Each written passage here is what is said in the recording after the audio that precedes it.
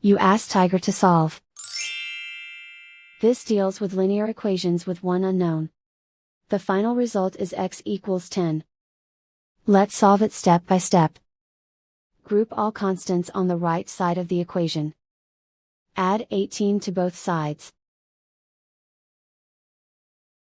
Simplify the arithmetic.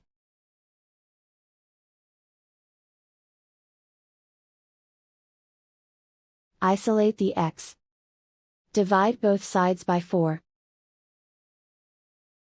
Simplify the fraction. Find the greatest common factor of the numerator and denominator.